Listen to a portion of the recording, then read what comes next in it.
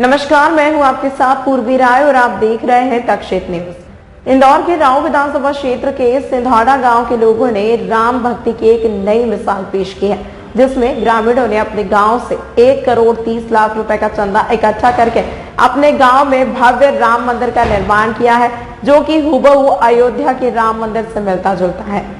दरअसल राम मंदिर को लेकर जिस दिन प्रधानमंत्री नरेंद्र मोदी ने अयोध्या में नींव रखी थी, ठीक उसी दिन गांव वालों ने भी मंदिर की नींव रखी। खास बात यह है कि यह गांव खेती किसानी का गांव है।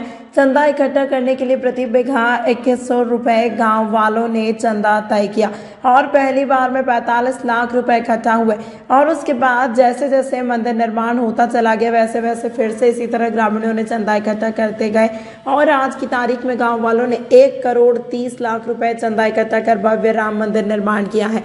यहाँ की मूर्ति राजस्थान के कलाकारों से तैयार करवाई जा रही है। 22 जनवरी को सिंधाड़ा गांव दीपावली मनाई जाएगी।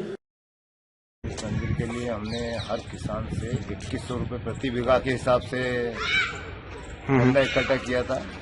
तो हमने 2 किस्तों में किए थे। एक किस्त तो हमने पहले उगा ली थी, उसमें करीब हमको 45 लाख रुपए का इकट्ठा हुआ था।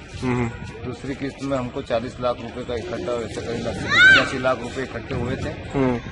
और अदर लोगों ने भी दिए जिनके पास जमीन नहीं है। अब तक कुल कितना चंदा इकट्ठा हो गया है? 1 करोड़ के से ऊपर हो गया। अच्छा, जिस दिन ये राम मंदिर का भूमि पूजन हुआ था उस दिन भी आपके यहाँ पे भी भूमि पूजन हुआ? ये 5 अगस्त 19 को हमने भूमि पूजन किया था, जब मोदी जी ने अयोध्या में किया था। उसी टाइम वही तिथि वही टाइम और हमने टेलीकास्ट देख के ही पूजन करा, जैसे मोदी जी जैसे करते गए ऐसे ही हमने किया था। अच्छा, आगे अभी 22 तारीख को क्या आयोजन रखने वाले हैं? 22 तारीख को आयोजन ये मतलब दिवाली का उपलक्ष्य बनाएंगे, दिवाली मनाएंगे।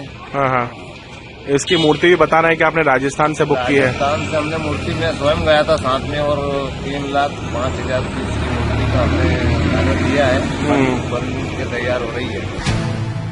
बेलेश्वर महादेव मंदिर बावड़ी हादसे में हाईकोर्ट ने घटना के साल भर पूरे होने से पहले दोषियों को गिरफ्तार करने के आदेश दिए। शहर की सभी बावड़ियों को फिर से पुनर्स्थापित करने के आदेश नगर निगम और जिला प्रशासन को दिए हैं। पिछले साल 30 मार्च को इंदौर में हुए बावड़ी हादसे को लेकर दर्ज जनहित याचिका में सुनवाई करते हुए इंदौर हाईकोर्ट ने मजिस्ट्रियल जांच और आपराधिक प्रकरण की 265 पन्नों की स्टेटस रिपोर्ट को सही ठहराया है और पुलिस प्रशासन पर 11 महीने पहले मिली जांच रिपोर्ट पर कार्रवाई न करने पर कड़ी आपत्ति जताई है। न्यायालय ने जांच रिपोर्ट में दोषी पाए गए सभी आरोपियों की गिरफ्तारी न होने पर भी नाराजगी जाहिर की। रिपोर्ट में बलेश्वर मंदिर ट्रस्ट के अध्यक्ष सचिव, नगर निगम के तात्कालीन और वर्तमान जोनल अधिकारी और जल संसाधन विभाग के तात्कालीन और वर्तमान अधिकारियों को हादसे के लिए दोषी ठहराया है।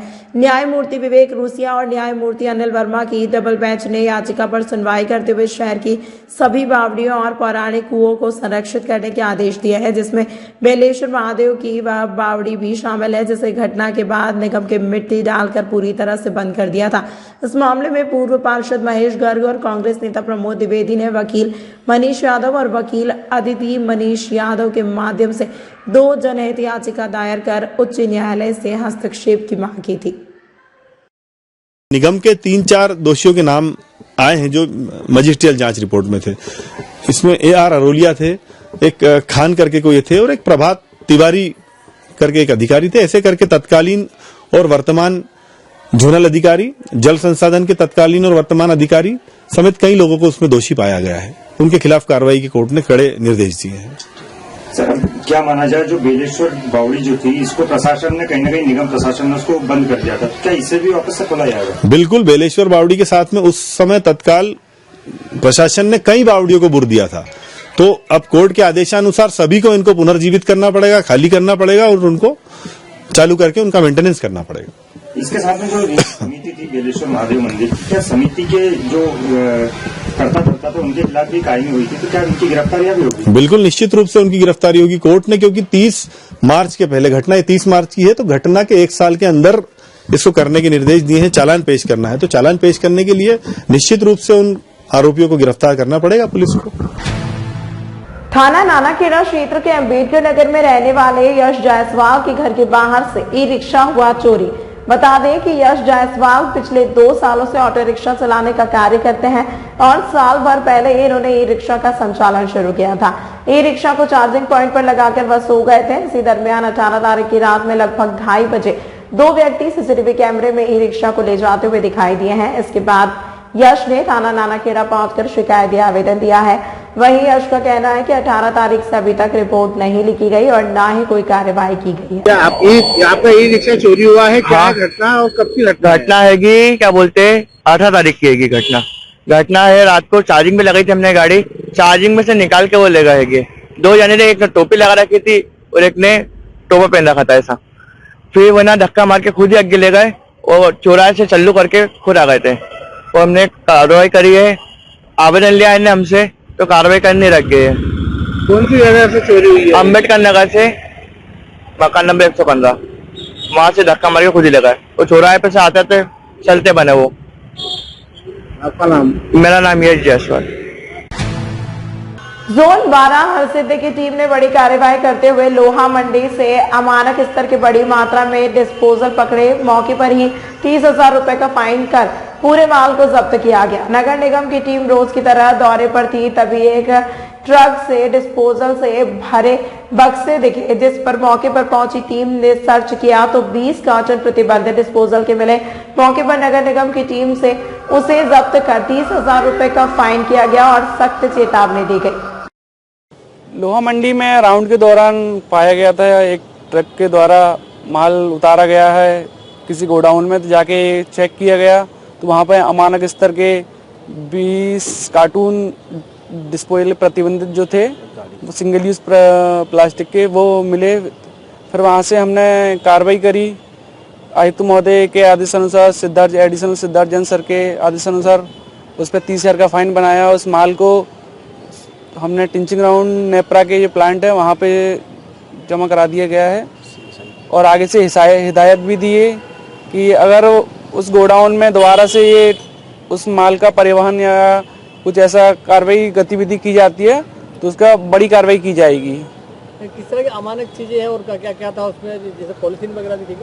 नहीं, पॉलिथीन तो नहीं पाई गई थी। Single use plastic disposal glass थे, उसमें 20 कार्टून थे, 200 किलो लगभग उसमें माल था। वो सारा माल जब्त किया गया और उसको टिंचिंग ग्राउंड पहुंचाया गया। इस तरह की कार्रवाई आगे भी जारी रहेगी? यस, बिल्कुल। आयुक्त महोदय के और एडिशनल सिद्धार्थ जैन सर के आदेश अनुसार ये कार्रवाई चल रही है और इस पर लगातार कार्रवाई करते रहेंगे। अपना परिचय? मैं सहायक सिंचाई चेतन कुमार, जोन 12। चंदननगर पुलिस ने मंगलसूत्र लूटने वाले शातिर लुटेरों को किया गिरफ्तार। आरोपी के पास से लूटा गया मंगलसूत्र किया जब्त।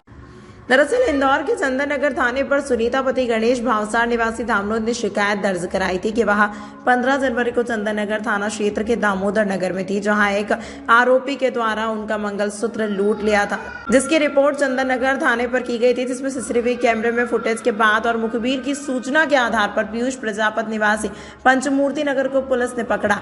लूट का मंगलसूत्र एक ज्वेलर्स के यहाँ भी गिरवी रख दिया था, उसे भी जब्त किया गया। 15 जनवरी को शाम रात्रि में थाना चंदननगर पर सूचना प्राप्त हुई थी कि सुनीता भावसार के साथ एक उसके मंगलसूत्र लूट की गई थी। उसने बताया कि वह अपनी बेटी के यहाँ पर आई है, धार निवासी है, वो सब्जी लेने जा रही थी, तभी अचानक से एक आदमी पैदल आया और उसने उसके गले से मंगलसूत्र छीन लिया था। उसकी सूचना पर 392 की कायमी की गई और फिर एक टीम बनाई गई जिसमें उसके आने जाने के मार्ग के सारे सीसीटीवी कैमरे चेक किए गए और जब उस उच्च क्वालिटी का फुटेज प्राप्त हुआ तब हम पुलिस के द्वारा मुखबिर लगाया गया। जैसे ही सूचना प्राप्त हुई तो उसको घेराबंदी करके पकड़ा गया। पीयूष प्रजापति नाम है आरोपी का। उससे मंगलसूत्र और उसके साथ उसमें मोती जो गोल्ड के लगे हुए थे जब्ती में। पुराना रिकॉर्ड भी है क्या मैम आरोपी के? नहीं, इसके पुराने रिकॉर्ड नहीं। क्यों घटना को अंजाम दिया?